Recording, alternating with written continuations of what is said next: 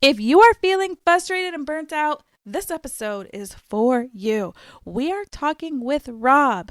And this is such a beautiful conversation, talking to a podcaster who has over 650 episodes. Because here's the thing, he didn't fade out. He kept going. Yes, he let one show go, but he brought back this other one. And after 650 episodes, he is still having fun. And he is sharing with us how to still have fun doing our shows. But here's the caveat. Until over 600 episodes in, he did not put monetizing his podcast as number one. But guess what the side effect of focusing on these things that he's going to share with us did for his business? Monetize his business. But it was never the goal from his show. He was all about building these meaningful relationships and busting through myths like money should be the top of your priority. Focus on quantity over quality, and networking isn't important. That's all some BS. And today, Rob, I am so excited for this. I listened to this multiple times over. I got a pen out because he's giving you so many ways to bust through pod fade that this is like nothing else. It's all about relationship building. Relationships build your business. Period. End of story. Get your message out in the world. So without me blabbing your ear off anymore, let's get into this amazing episode with Rob. Welcome to the Cure for Pod Fade. I am so excited you found your way here because that means you know how powerful podcasting can be. You are ready to build a legacy with your unique story, your message, and your offer, but you're getting a little overwhelmed. You're feeling frustrated, you're feeling stuck. You just don't know how to grow your show, find a new audience, and make some money. Podcasting can be the ticket to the life of your dreams, and it doesn't have to be as hard as you think. We're talking about all the ingredients it takes to be a successful, profitable podcaster without that icky overwhelm, because you are too magical to join the 85% plus club that pod fades away. I'm your host, Jen Dragonette, so let's make podcasting easy peasy lemon squeezy. Welcome to the podcast, Rob. I am excited to have this conversation because you are a fellow podcaster that has been podcasting for quite a while now, that has over 640 episodes that hasn't faded out. So can we just celebrate that for a minute and welcome? I appreciate being here. This is awesome. I want to know, back in 2017, when you started a podcast, how did you choose podcasting as something that was going to it kind of seems like lead the way because it's been around for a while for you? Actually, I did a podcast before the current one that went about 120, 130 episodes or something like that. And did it sort of as I guess like a thought experiment or something. It was something that I'd heard of. I was listening to podcasts even back then and regularly. I had, probably a half dozen that I listened to, and they were podcasts and then video podcasts, which now has sort of moved into the YouTube space, but it was still more or less, that was a nice thing, is you could do it video or you could just do it audio. So it was perfect for driving in a car, things like that. And I said, I think this would be cool to try. And so did it, and actually sort of got hooked on it. Pretty quickly got that I realized it's a great way to get a message out. To me, it's a fun process. It's different from writing or blogging or all the different other ways that you can get content and get your thoughts out. And it's really been, particularly then when you start adding in like interviews and things like that, it's a great medium. Yeah, I agree. I'm like all for podcasting. Once I found it, I'm like, I am never going back. So I do have a question, because you said you had a podcast before this one that obviously disappeared. So it went through that stage of, I decided to stop this. I decided to start something else. I want to talk about a little bit of that transition, because I think that's where a lot of podcasters are like, I don't want to kill one of my shows, but I want to do something else. How did you decide to stop one and start another instead of pivoting? It really was a challenge because it was completely different. It was a parenting podcast. Current one is all technology. And I had my rhythm. I had 3 times a week. This is what we're going to do. This is Like Monday was one top sort of one theme, Wednesday was another, Friday was another, had it all rolling. And it just sort of really, it was one of those life decisions kind of things more. It was interfering with things that I was doing.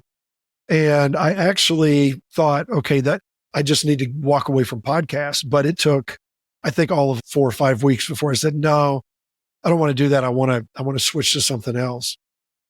So it was one of those. I was like, okay, I think I need to get away from it, and then realized that no, I don't. But I wanted to go into something else, and it's more about focus. So sometimes, especially if you're an entrepreneur, or and particularly if you're blogging or podcast, things like that, is you've got this really broad area that you want to explore, and then you realize it's like, okay, that's cool, but for an audience, I need to narrow it down. I need to really think about what I want to do and think about it more as a business instead of just a hobby, which is really sort of where I started. And when I shifted, I said, all right, this is more going to be this is for professional reasons, for a business. And that changed the tenor and the tone a little bit, and then got me going forward from there. Oh, so was the business idea first with the technology piece, or was it you started the podcast and the podcast kind of directed you into everything else you're doing? No, the podcast actually came out of, me and a partner had started a site at that point, probably about 3 or 4 years earlier.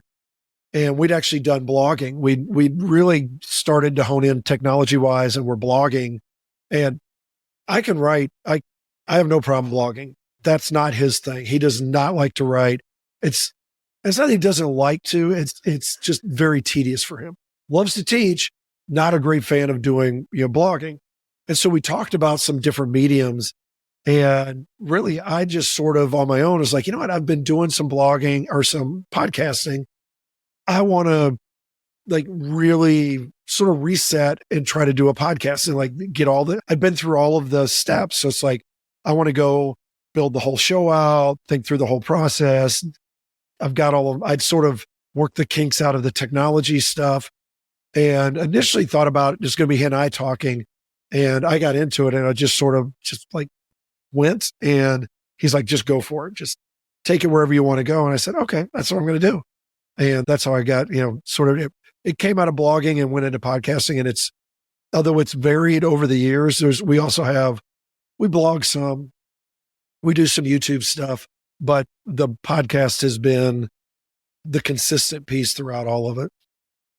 Oh, so has it been through a rebrand, or did you launch it as Developreneur? It was launched as Developreneur. Within it's never been rebranded. We've done format changes essentially. And the first about 100 episodes was just episode. And then about that time was when podcasts started getting this season type of concept. And I saw some people do it, and I said, you know what, I think I'm going to give that a shot.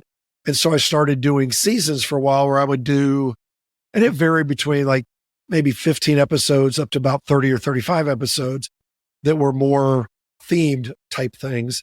And then I even had one where I did interviews. And then about a year ago, which is now almost 100 episodes ago, I went back and did interviews again. And I've actually been sort of stuck on interviews for the last year, and stuck because I just enjoy them so much that every time I'm like, okay, I'm going to wrap it up and I'm going to go back and maybe do some topics or something like that. I find 3 or 4 more people I want to talk to. And I'm like, forget it. I'm just going to keep extending the interview format of it. Oh, I love that that's probably part of the reason why you haven't faded out, is that you keep looking at it like, this is what I'm enjoying doing, so I'm going to keep doing it. And interviews are one of my favorite things, because I'm like, I get to connect with other amazing humans doing amazing human things. And I sit in this office all day by myself. So it's really an awesome way to, I believe, build your network, create connections, and just have human conversation. I have had some of the most fascinating human conversations that have come out of the podcast guests. And it's people that technology wise, you would never think that you would have that person. And yet through various stuff we start talking about, because we talk about marketing and branding and things like that. So like I had an interview with a guy that was originally a pianist that would do like dueling pianos. and stuff like that, and had this incredible backstory. And now as a public motivational speaker, but it's people like that like, I never would have thought that I would have bumped into them from a technology podcast, and yet do and walk out of those things going, wow, that was an incredibly great use of my time. I loved getting to talk to this person, getting to know them. And there's like an intimacy when you do interviews on a podcast. I mean, if you do it 5-minute things, okay. But if you're doing 30 minutes or an hour, you really can get to know people a little bit. And it really is. It's fascinating to me. I don't think I've had I'm trying to think where I'm at. I'm probably about 60, 70 people I've interviewed over the years. And I think I've maybe had one or two where I was like, meh. But I've had several that were just like, not quite epiphany, life-changing things, but the kind of stuff that's like a once in a lifetime experience. You're like, oh, that was awesome. I'm so glad that fell into place and I got to do that. Yeah. I think you brought up two really important points is like one, you talked to somebody that wasn't necessarily inside your niche. I think that a lot of podcasters were like, we have to talk to a podcaster. Like we connected because you reached out. You're like, we're not in the podcasting space, but I have a story for the cure. And I think that that's really important. And those connections that come out of it is just magical. So those are like the 2 points that I just want to like say is like, okay, maybe it's time to look a little bit outside your niche, but then the magical conversations that tie back into your podcast and make it like, you know, like a well-versed podcast is so important. Well, I think the audiences get that, brings more to the audiences, because your audience usually is going to come to your podcast because of your core topic. I mean, now if your topic is all over the place, then who knows what your audience is like. But typically, podcasts are fascinatingly niche sometimes, very, very specific, and will have very large audiences and very dedicated audiences. But when you open up a little bit outside of that, that brings them something to say, hey, you're very focused because you're listening. You're very focused on this topic. However, there are these other things out there that are, touch on this topic and are going to be informative to you. So it allows, I think, the audience, even as well as yourself as a podcaster, to sort of open your eyes to how things relate better. And like you said, just the fascination of meeting people and how they do sometimes connect in ways that you never would expect them to connect to your topic or your specialty. Yeah. And I think for me, that's been one of the most interesting things is it's like, I originally started, this is my second, third, I don't know, fourth podcast that I have. And I started branching out. I'm like, okay, who else can I talk to? How can somebody tie into, like for this show, the cure for pod fade that isn't necessarily a podcaster or isn't necessarily like in this like little micro niche of like, okay, current podcasters that are stuck and want to keep going, but are not finding the motivation. So I love that this conversation went this way, because maybe it's opening somebody's mind to say like, oh, I got to think outside the box on who I bring on my show. Well, and that's something that I've found that I think has helped me a lot for a lot of businesses that I've worked with and work that I've done that has been invaluable for podcasting is probably every 6 months, definitely every year, looking at where am I at? What am I doing? What do I like? What don't I like? And going back and looking back, partially like statistics and that around, okay, what is the audience like? What are the topics that are big? What are the ones that are smaller, and looking at some of those analytics, but also myself just sort of reviewing and going, what did I enjoy doing? And then trying to figure out, do I continue just what I enjoy? How does that overlap with what the audience enjoys? And then it has gotten better over the years, because now there are sites and tools and ways to connect to other speakers, to connect to guests. There's so many podcasts out there. You can see what's out there and sort of say, oh, hey, that's a different take on what I'm focused on. So maybe I'll go talk to some of those people. And so it does allow it to grow, I think. Yeah. Yeah. I'm just like, I'm so fascinated with this. And like, my mind is like 640 episodes. I'm still like, you're 640 plus. I think that when I looked this morning, it was like 644. And I'm like, at any point during those 644 episodes, did you come across that pod fade? Were you thinking about it, or did you slow your show down, or have you just been going full steam for all 644 episodes? I have had now, I don't know, there's been a couple of hiatuses that I have put in. One of the things that I built in, like the first 3 years, maybe, I think I didn't miss a beat. It was just clockwork, kept going. And then I wanted to play, I actually considered just fading. I was at, I don't know, 400 episodes or something. I was like, that's a respectable amount of episodes. I've got some other stuff I want to do. And so I basically finished the season and said, all right, I'm going to think about what do I want to do next? Because I was a little bit trying to figure out where do I want to go content wise. Cause I really don't like to reuse content very often. I don't like to go back over things I've already talked about. And that, as you start racking up hundreds of episodes, that gets very difficult, which is a bonus when I do the interviews, because then you can go all over the place. But I would take in the Thanksgiving, Christmas, New Year's timeframe. I think even the first year I had holiday specials where I mix it up a little bit. I sort of get off topic and I talk about like being thankful around Thanksgiving and Black Friday and buying gifts for people. And as I get into Christmas, it's like, let's look back on your year. Let's look at the year ahead, sort of planning type stuff. And then I do a little bit, I've got like different stingers and stuff like that I do for the music, and it's just to change it up. And it's really refreshing, even though it's only, a half dozen episodes part of the year, but just doing that little bit sort of gets me into the new year usually, where I'm like, okay, now I'm ready to dive back into sort of the real content or the real stuff that I'm doing and keep going. Occasionally I've taken breaks, which I've talked to people that are expert podcast marketers and salespeople are like, don't do that. You just like clockwork, keep doing it. And so I don't necessarily recommend that to people. It's better if you can find a way to just keep pushing the content. But some of the ways you can do it is just change it up.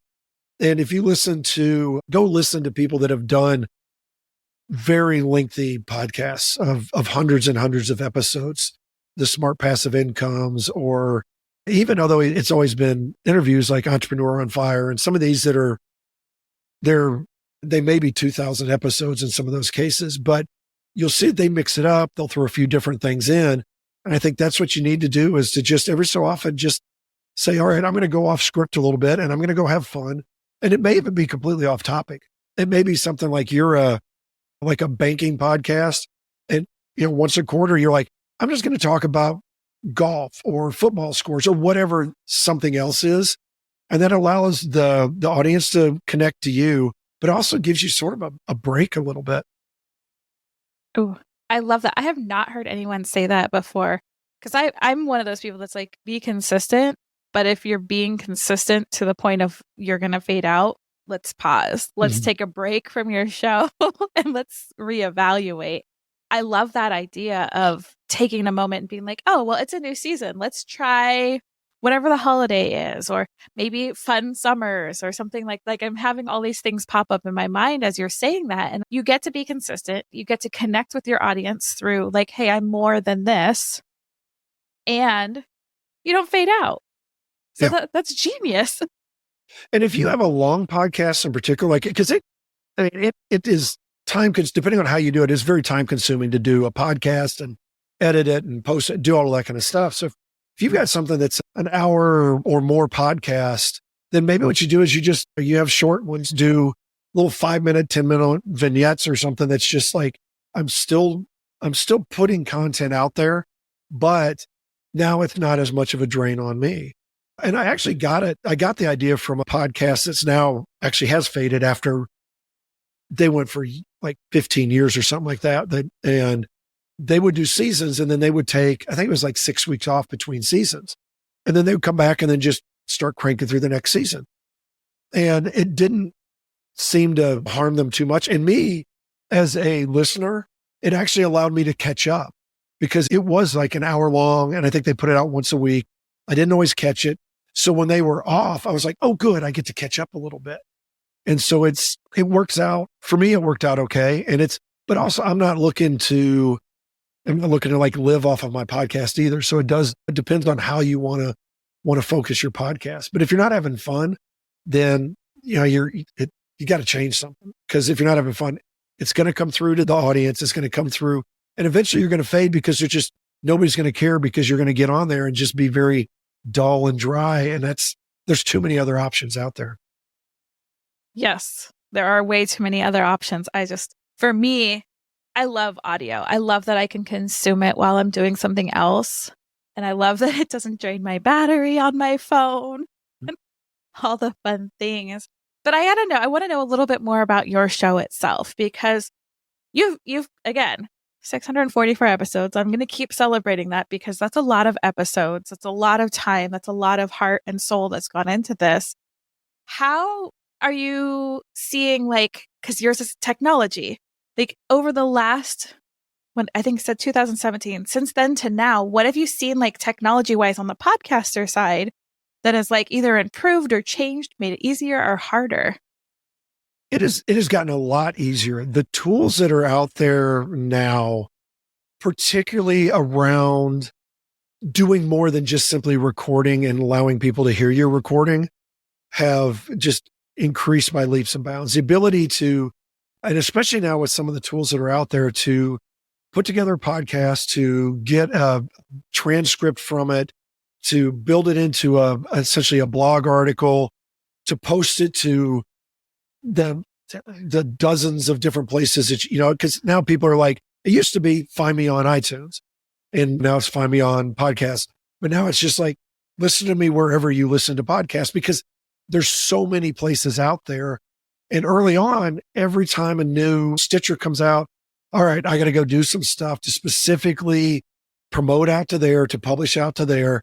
And now there's a lot of tools that are out there and sites that help you manage that. So you do it once, they blast it out, you register with the sites or whatever you need to do, but then it's just automatic.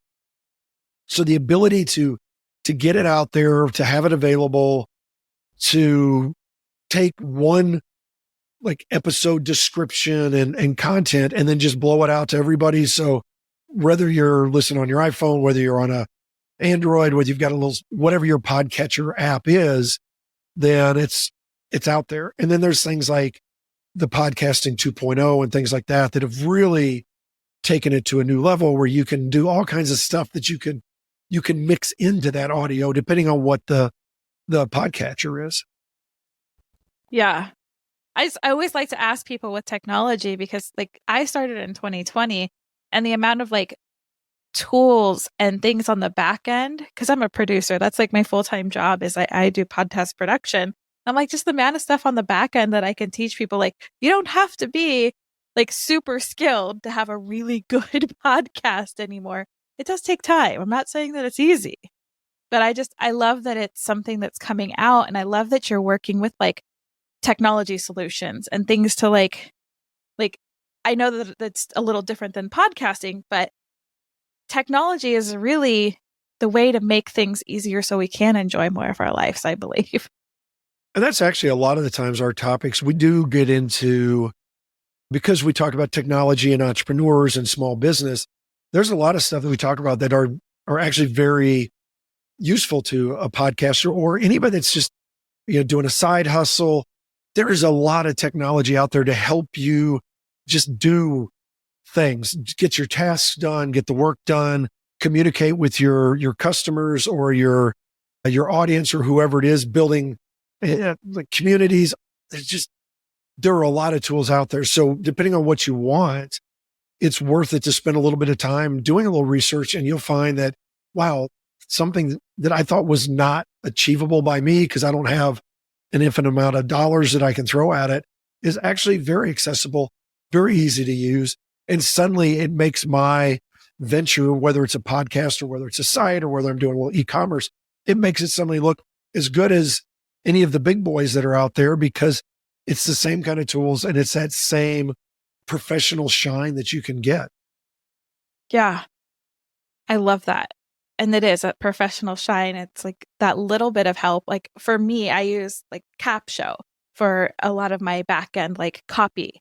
Of course, it's AI, so you all have to edit after. Please don't copy and paste. I always have to put that little note in there. Don't copy and paste. Make it yours. But it's just made it so that I can create blogs with ease. And there's a whole bunch of other softwares that you can do audio engineering in. So I love that you're bringing these kind of solutions to your audience through your show. Yeah. And the AI stuff is really interesting, and some of the technology around that. And then like voice recognition and natural language processing, and some of those, that there are some tools out there that are fascinating in how well they do. I played around with this site, and I forget off the top of my head the name of it. I think it's called Dictate, but it's something like that, where you go out, you can record, and it's going to give you the words as it goes. And now if you've got a complicated word like developerpreneur, it'll struggle with that.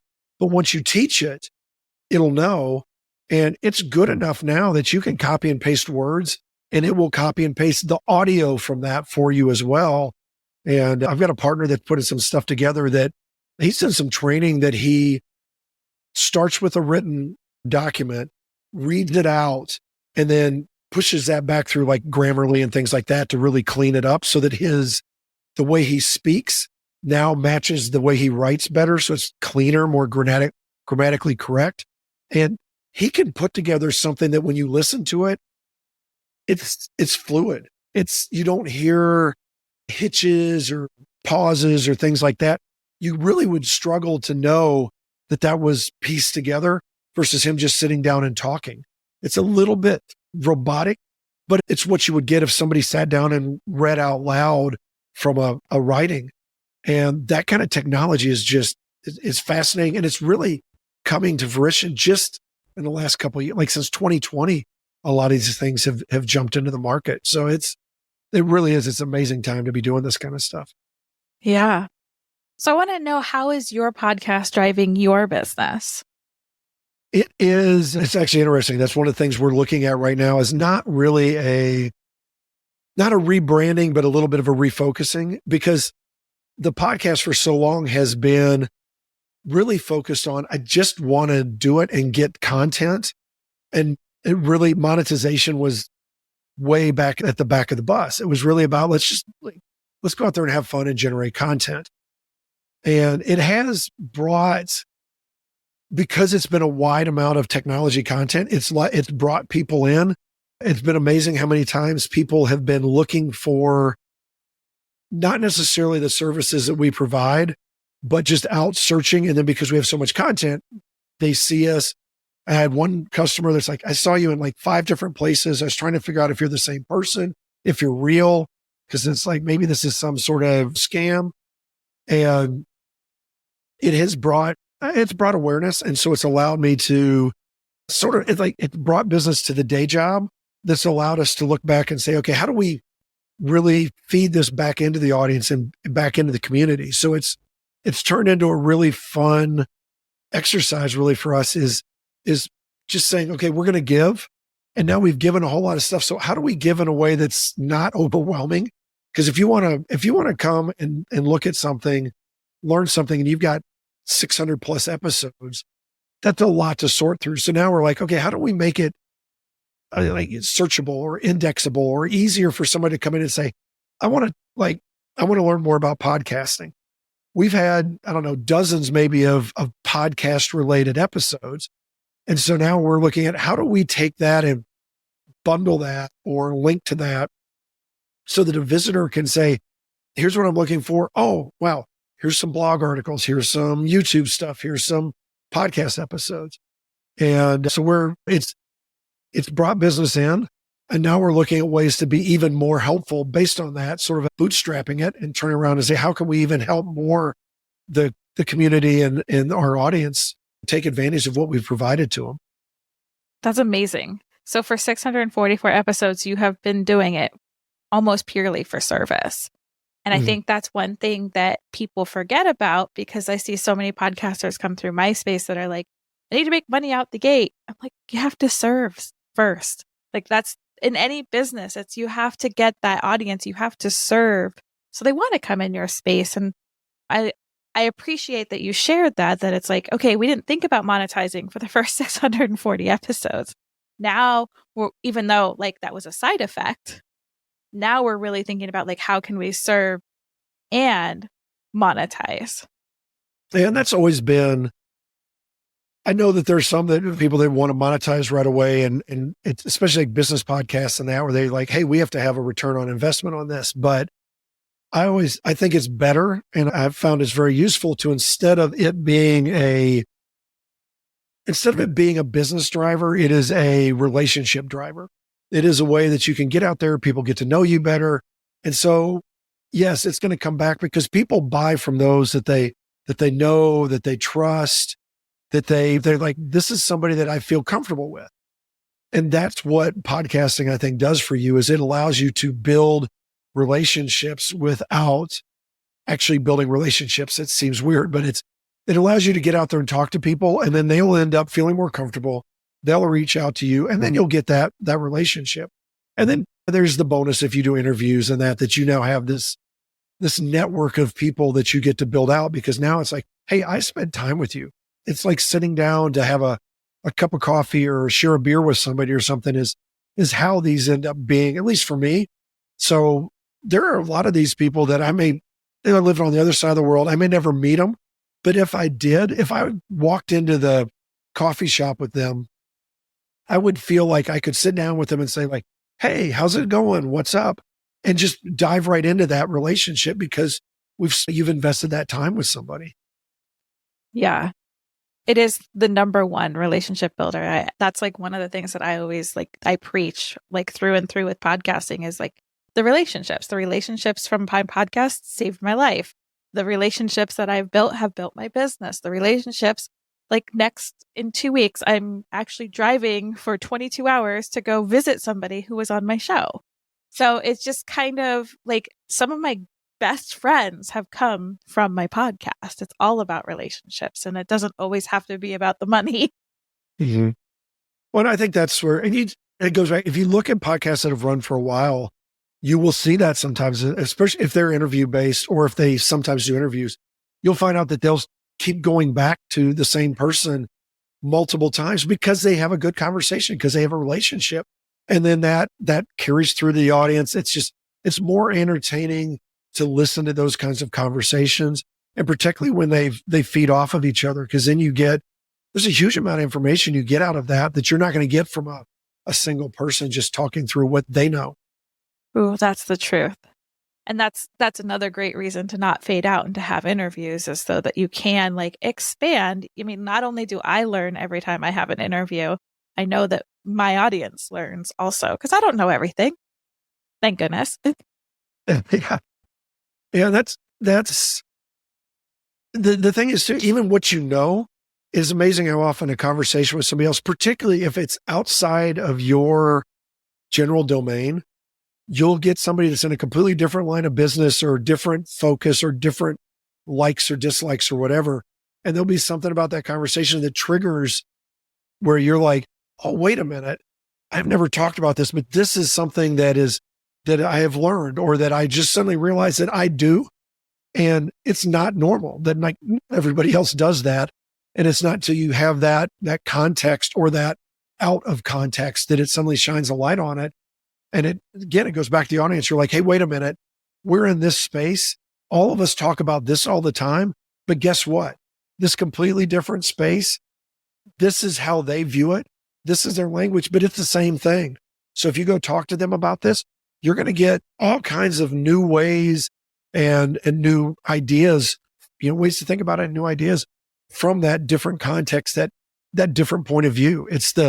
I often go back to the whole idea of, if you've got blind men describing an elephant, depends on where they're at, what they describe. Well, it's just like us. If you're on two different sides of the elephant, you're going to see something completely different. And so you suddenly put somebody with a different perspective, it can change your entire world. I mean, it can change how you think about something. Ooh, so that being said, as somebody who is from the podcast world and teaches podcasting, as somebody who is just a podcaster, what do you think the biggest struggle is for most podcasters that end up fading off? I think we touched on one that I think sometimes people get into it and they're like, I want to monetize it. This is not quite, but basically it's a get rich quick scheme. And, there are people making a lot of money, but there's a lot of people making zero money in podcasting. So you don't want to get into it. If it's like anything, if you're getting into it for the money, it's going to end up not working. And so I think that happens a lot. But I think the other thing is that the content is that you get into something and you're like, okay, cool. I'm going to go dive into this. And so you've got your first 5, 10, 20 episodes figured out. And then you're like, okay, now what do I do? And instead of stepping back a little bit and looking at, okay, what is the audience that I've addressed or I've created, that I've reached out to? What is it that I've covered? And then how can I expand on those, or how can I, move from that? And sometimes people just don't have the confidence to say, okay, I know these 3 things really good, and now I'm done saying those 3 things, so I'm done with my podcast. But sometimes a lot of times there's more to it than that. There's more ways that you can present that. There's people you can talk to. And so I think a lot of times people get sort of locked into, this is what my podcast is. This is what I need to talk about. This is how I need to do it. And instead of stretching out a little bit and realizing that, no, there's a lot more that you explore. There's a lot of different things that you can do. Podcast is actually very free. You can adjust how short or long the podcast is. You can talk who you talk to, whether you talk to people, whether you have a co-host or not. There's so many different ways you can look at stuff that I think a lot of times we get boxed in, and then it's like, okay, well, I just can't do it, versus what if I change this here? What if I tweak that there? And sometimes it is a complete pivot, or sometimes it's I got myself too niche and now I want to change that. And so you reset and you go to something else. And yeah, you pod fade one, but because of that, you learn and you get into something that you can maintain and that you can continue for dozens or hundreds or thousands of episodes. Oh, yes. And those pivots are okay. My main show, the first one that I ever started with like health and wellness for entrepreneurs. And it was like, all of a sudden it just became like self-love for business owners. And it was like, we tweaked one word. We went from feed your body with love to feed your business with love. It was a super simple twist, but it made all the difference in the world for me. So I really appreciate that you're sharing, like, hey, it's okay to pivot. It's okay to do the things that make you happy. It's okay to do seasonal episodes. Do something that keeps it fun and exciting. I think is like the core message I'm feeling from you is like, you've got to enjoy it. Mm-hmm. Yeah. And that's anything. We talk about that a lot because we talk about careers and businesses and side hustles.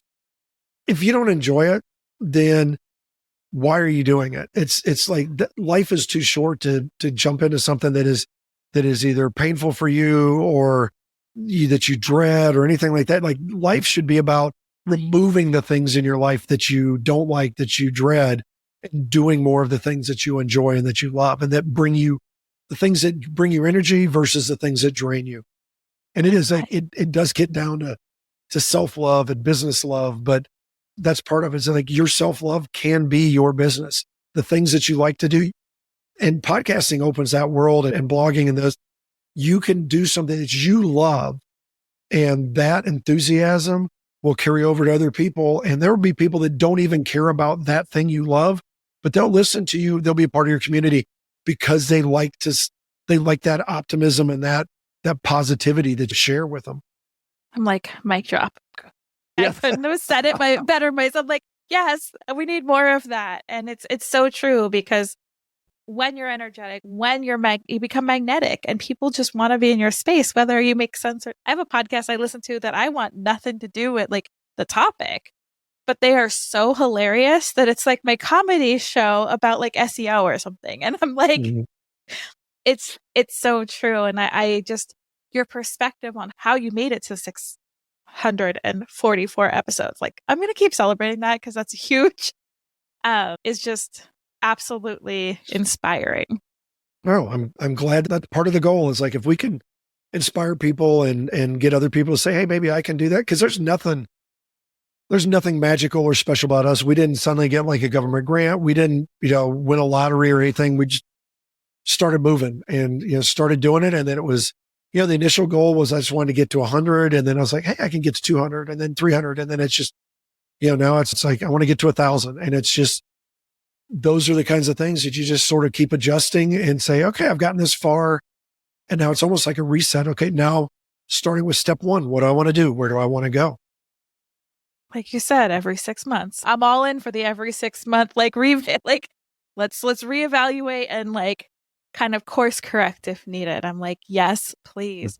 So I need to know, like, tell me a little bit about your business too, because we know you have the amazing podcast, Developreneur, and how does that tie into your business? And tell us a little bit about like how you help people and serve. Well, we actually, it's sort of funny, with the name Developreneur, when Amazon started having Alexa being able to play podcasts, one of the things to be on that is we had to change the part of the name, because it was, if people say Developreneur, Alexa's not going to be able to recognize it.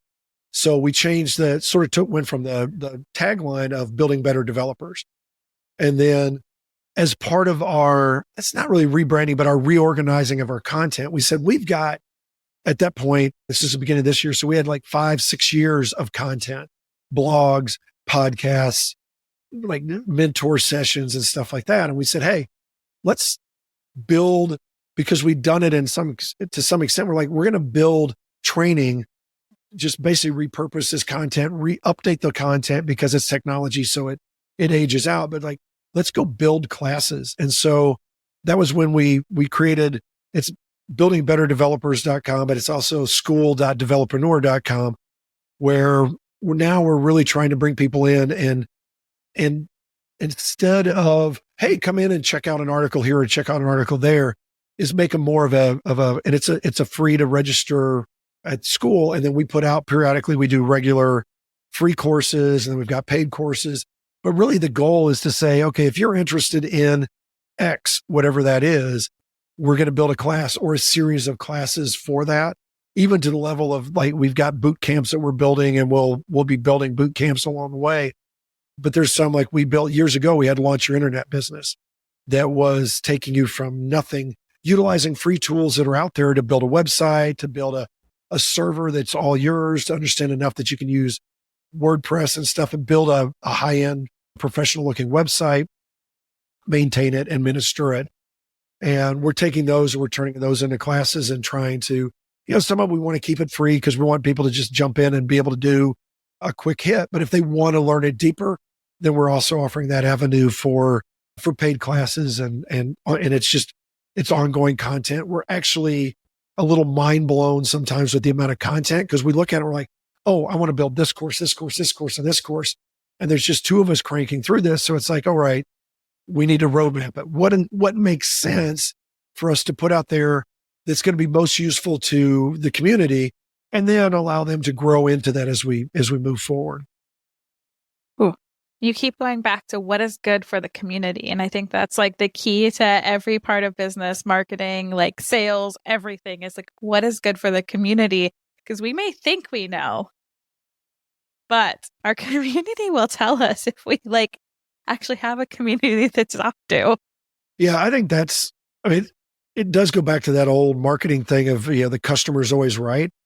But these days, particularly, the customer will tell you what you're doing right and what you're doing wrong. If you can get out there and you can get that feedback, and that's from the start, that's always what we've pushed for, is we've begged, basically. It's like, I don't really care as much if you give me a 1 or a 5-star review, but I want the feedback. I want a review.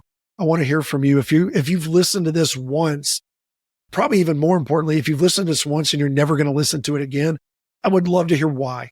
It's those kinds of things, so we can understand is what brings people back, but also what turns people away. What can we do to help people? Because that's our goal, is not to do anything other than to give back to the community. So it's driven by them. It's that community love that I think is what will keep people coming back. 100%. And that's why your show is still rolling and you're still excited to do it, is because you have the community backing it. And like, I got to go through a couple of your episodes because we just kind of connected not that long ago. And I'm like, these people are awesome. Like, there's I had somebody on recently that was like, write a book in 30 days or something using like some sort of, I forget what it was, but some sort of like a layout system. I have no idea. I'm not a technology person, but I was mind blown. but it's one of those, it's a tool. He uses Asana, which is just a task tracking tool. But having that conversation with him blew my mind. I was like, wow, because you think about it, at its basis, it's Post-it notes, electronic Post-it notes. And then I start talking to him and what he does, it's just like, wow, he has a whole company based off of that. And those are the kinds of things where you just like, you get in these niches and you're like, oh my gosh, I didn't even know that existed. And then you walk away, you're like, I'm going to use that tool more. It's stuff like that. That's why I love doing it. It's at every interview I walk away going, wow, I learned a lot. Yeah, definitely. And that one was definitely, my book actually just went to the editors last month. And I'm like, where was that episode like a year ago when I started? Like being selfish. I'm like, I will put that episode in the show notes because I know a lot of my listeners are also looking for books. So we'll definitely link that one. But it's just amazing. Again, think outside of your window, think outside of that box, start talking to people and make those connections. Cause that's, again, mind blown, like a whole new idea. So yeah, those are the things that because I've written a couple of books myself and I was the same way when I was talking to him. I was like, I was taking notes going, this is how I'm doing it next time. So it was one of those. Yeah. Book number 2. It's going to be much easier than book number 1. Oh yeah. Now just crank through it. Like I saved it. I'm going back. Mm-hmm. So if someone were to need a cure for pod fade, what ingredient would you add to the cure? If you're at that point where you're worried about, you're like, it's wearing on me. I think it's time to step back and figure out why. It could be that you just don't like podcasts. You don't being in a mic. You don't like recording. You don't like whatever all of the processes are that you're involved with. Now, it may be that you like talking, you like being on a mic, you would love to be a radio DJ or something like that. And it's the technical side of it, the engineering side of it, then maybe look at getting somebody, because it is more affordable than you think. Get somebody to do that work for you. Take that stuff off of your plate. If it's something where the content doesn't entertain you, that you're bored of the content, then take a look at your audience and can you tweak the content in a way that now you're excited to go talk about that every time. You're excited to do the next episode. And then it may be something even bigger. It's like maybe your audience is not a fit for where you want to go. And then you do need to sunset it and maybe pivot or go a different direction because it's not, you want to get out of something that you're doing it just because you're going through the motions.